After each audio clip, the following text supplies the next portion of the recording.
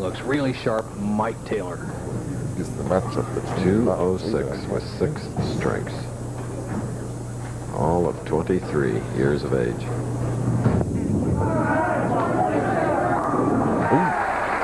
That's the greeting that Mark Williams, who was 3rd at the Showboat this year, 4th at the King Louis, a real stylist.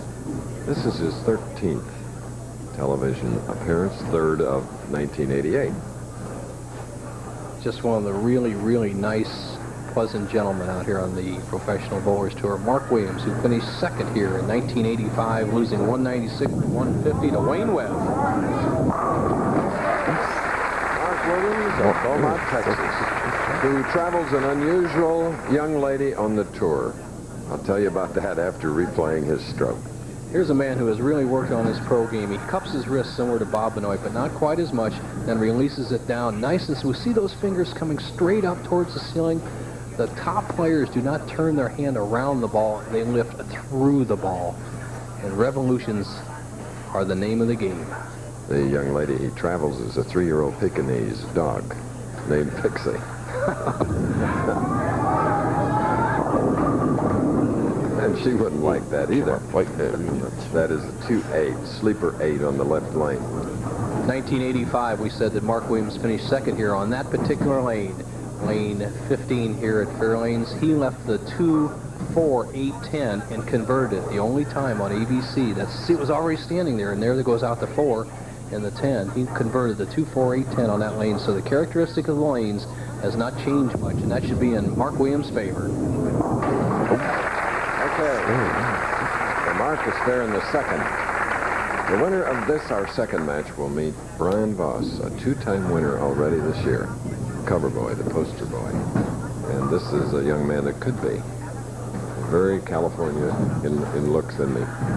Very much so, and just such a powerful build. And he's spent a lot of time working that construction job. Ooh. Building a nice foundation in this game.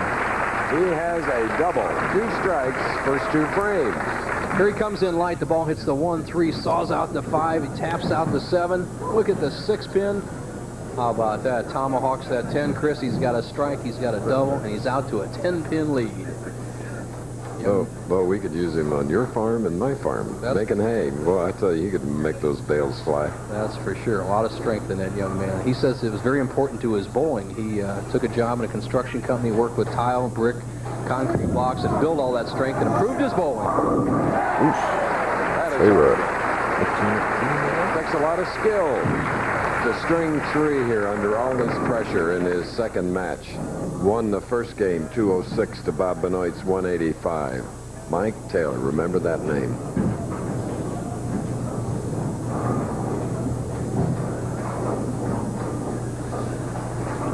Spare up in the 2nd, shooting in the 3rd.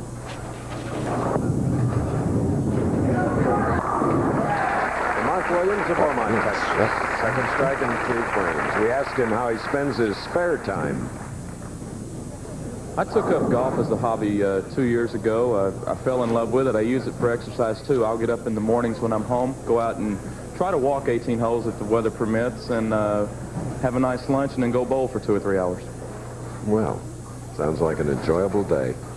Enjoyable job, that's for sure. Bowling's his occupation, his living, and he does it awfully well. When this man's hot, he's one of the hottest players on the tour. Remember him winning back-to-back the Hartford Open and the Firestone Tournament champions a couple years ago. Going for a double. Now, very close 2nd match. 10 pins. It's the lead by Taylor. We'll be back.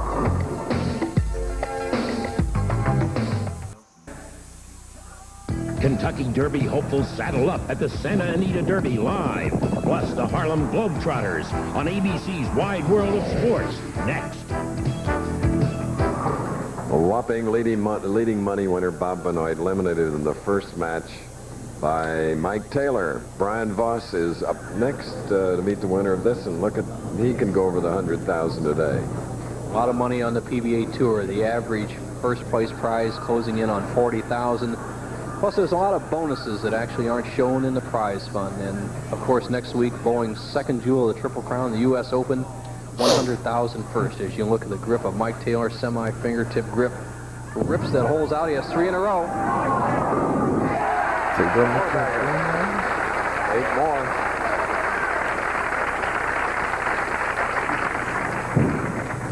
This crowd in Baltimore area, they love this sport. The action of the head pin drives to the sideboard. That's why you need spin and speed on the ball.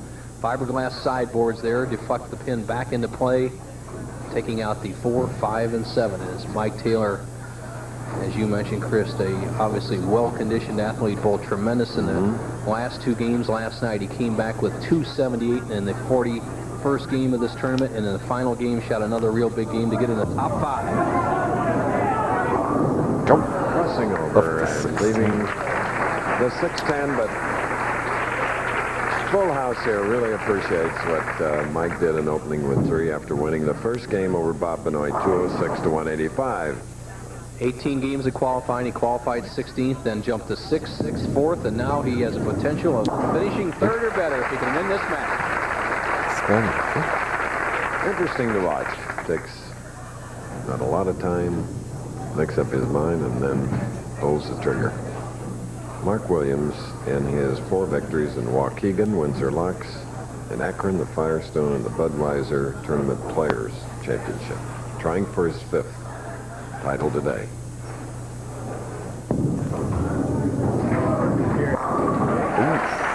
Mark Williams has a 3-bagger working for him. He has cut Taylor's lead to 8 pins. Watch the arm swing of Mark Williams. He used to have a tremendous bump at the top of the swing. Here he has a push away on his 2nd step of a 5-step lure. Now he brings the ball inside. And at this point here where he's bending his elbow, he used to bend that arm out and around. And he credits John Jowdy with a lot of coaching. Plays that 2nd arrow, then you can see that sharp breaking hook. What a wonderful shot that is. And his ball looks so pretty going down the lane. When he gets striking, he can knock him down. He could take the lead with 1 more right here, 6th frame. Now he leads by 2. Winner of this game will meet Brian Voss. What a dandy touch Mark Williams had on that shot. The left-hand lane a little bit slicker. The ball doesn't break as much. You saw him come to the foul line, just hesitate momentarily, let that arm swing catch up with the body, let the ball slow down a little bit. He's solid in the pocket. Now let's see what Taylor does. Trails by 2. Well, perhaps he'll start another string after doing 4, a spare, and now a strike in the 6th. A seesaw battle. Mike Taylor knows how to win. He has won 9 regional titles, 3 each year. Now, for the people that don't watch the tour all the time, the PBA is broken down into 7 national regions.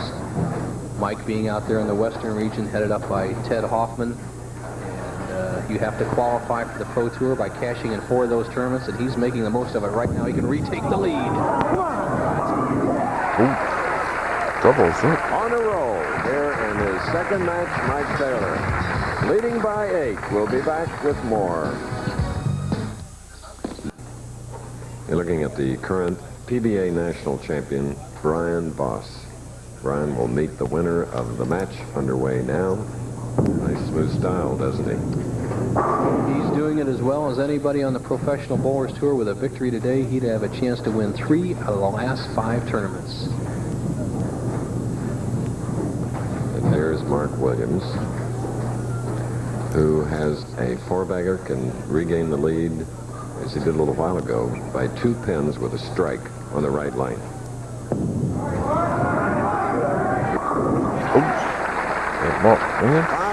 Open with the strike, Mark with a spare, strikes ever since.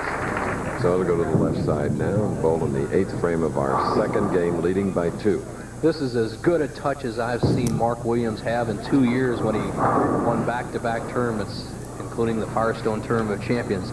He's playing about the same line on both pairs as you see the way Mark got to the finals, always in the tournament. First 18 games, he qualified 10th. That's after 3 rounds, and he moved immediately to 5th, then 5th Friday morning, and then jumped up to 3rd place Friday night in the last 8 games of a 42-game qualifier. But Chris, he's using a little less speed on this left lane, a little more speed on the right lane, and playing the same position on both lanes. Tough shot, but when you're sharp, you can do it. Let's see what happens. Oh, yeah. Going out now to a 12-pin lead. But remember, Mike Taylor won the first match as a double-up, shooting in the 8th. Can cut that lead to 2. This is a key frame for Mike Taylor. He's been pushed hard in the match. He must strike here to stay within 2 pins of Mark Williams. A wry smile on his face, wearing all his jewelry on his non-bowling hand. Unconscious competence as Mike Taylor crosses over the 3-pin, goes to sideboard, knocks out the 6-10.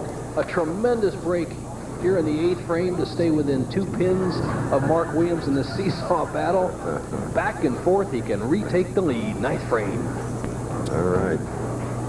Look at that face.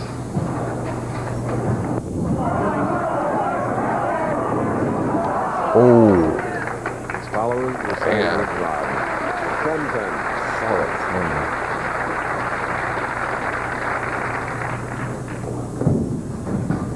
Taylor opts for a lower surface friction ball for his cross lane spares on the right side. Converts his 10-pin heel trail by just 3 pins. Almost fell over the foul line. So he's stuck at the line, but his youth, his great agility kept him from doing it. Good point, Chris. The conditioning for the professional bowlers is a little bit different than it may be for your league player who is really doing it just for entertainment. A little bit like me. What's that? All right, you see him slip, and there's good leg strength, good balance, good concentration. He stays on line. Now, Mark Williams, 9th frame. Wow. Mark Williams now is getting Brian Voss's attention off to the right, who stopped his practicing just to look at this man that has strung 7 in a row. And right now he has a potential 280 game, which would be the 2nd highest game bowled in the championship round this year, 1988. And with this strike, he could shut out Mike Taylor. He would at least be in the 250s, as you see that tape over the index finger of the guide finger of Mark Williams. This one, lock up the match. Not over. Wobbly 7.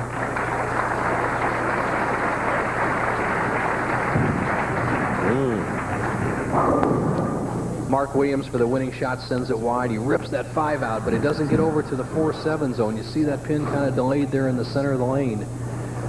Now Mark knows this is lockjaws if it falls over. But what he has to do now is make this spare and get 9 pins would be a winner. And the loser of this match will win $6,000. Bob Benoit, who lost to Taylor in the first, will receive a check for 5. And 23 will go to the winner. On our Old Spice Tip of the Week with Nelson Burton Jr. today, we have an interesting demonstration of how to develop young bowlers. Really worthwhile for you young folks, and in our audience, we have a lot of them both. You're right, Chris. Now, 9 pins is necessary for Mark Williams to lock up the match. 8, there's a possible tie. 7, he can lose. That's a winner. Yep. 259 for Beaumont, Texas professional Mark Williams, who will meet the great Brian Voss